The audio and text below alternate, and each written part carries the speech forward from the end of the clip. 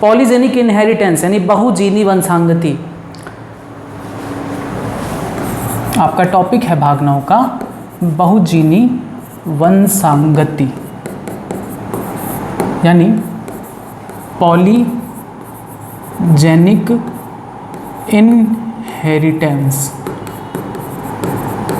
क्या होता है बहुजीनी वंशांगति? देखो अभी तक आपने जितना भी लक्षण पढ़ा, मेंडल ने मटर के पौधे पर प्रयोग किया, उसमें 7 लक्षण थे। उन 7 लक्षणों में 2 ही वैकल्पिक रूप थे। जैसे लंबाई का 2 विकल्प ही था, लंबा बौना। पुष्प के 2 विकल्प थे, बैंगनी सफेद।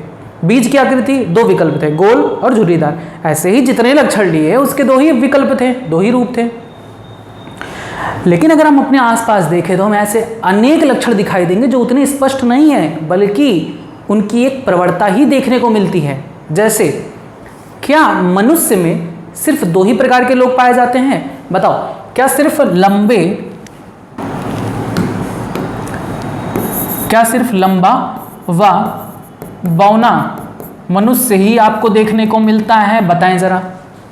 नहीं ना, हमें लंबाई के सभी संभावित परास देखने को मिलते हैं मनुष्यों में।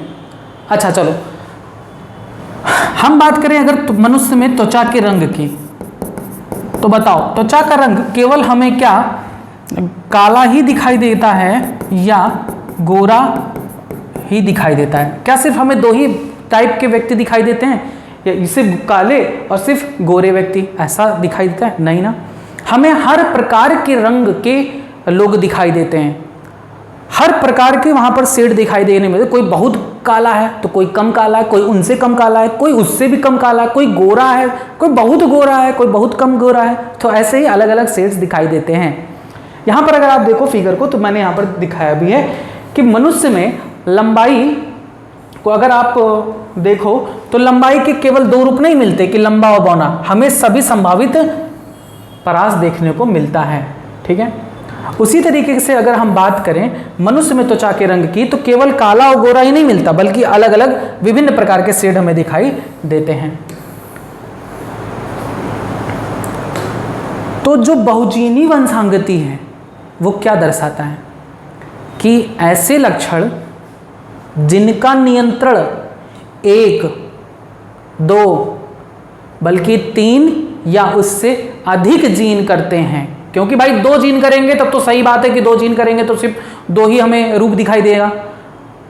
तो जब हमें रूप जब कई सारे देखने को मिलते हैं, कई सारे दृश्य प्रारूप देखने को मिलते हैं, तब वहां पर वो जीन 3 या उससे अधिक होता है जो उसे नियंत्रित करता है। समझ में आया?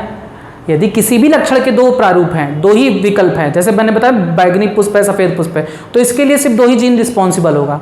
लेकिन अगर उसके विभिन्न परास देखने को मिल रहा है तो उसका नियंत्रण 3 या उससे अधिक जीन करते हैं। तो बहुजीनी वंशांगति क्या कहलाता है कि ऐसे लक्षण जिनका नियंत्रण 3 या अधिक जीन करते हो बहुजीनी कहलाता है, और ऐसे लक्षणों की वंशांगति को बहुजीनी वंशांगति कहते हैं। अब अगर हम मान लें कि मनुष्य में त्वचा के रंग के लिए रिस्पॉन्सिबल जीन कौन से हैं? मनुष्य में त्वचा का रंग निर्धारित करने वाला जीन कौन सा है? ए है, बी है और सी है, 3 जीन हैं।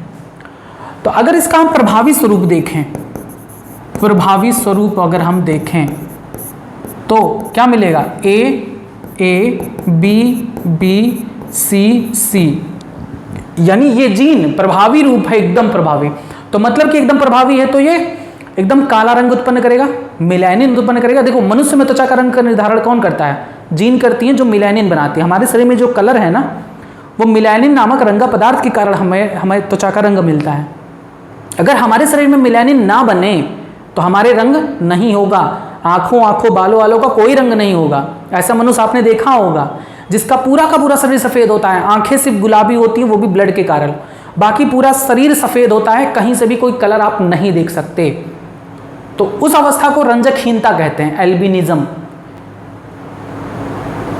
और जिसमें प्रभावी रूप पाया गया ए बी बी सी सी, यानी वो जीन पाया गया जो मिलेनिन बनाता है और उसका प्रभावी रूप पाया गया, तो वो बहुत ही काला होगा क्योंकि उसके शरीर में खूब मिलेनिन बनेगा। प्रभावी रूप है तो यानी इस अवस्था में प्रभावी स्वरूप में क्या होगा कि त्वचा का रंग काफी गहरा होगा, है ना, व्यक्ति वो खूब काला होगा।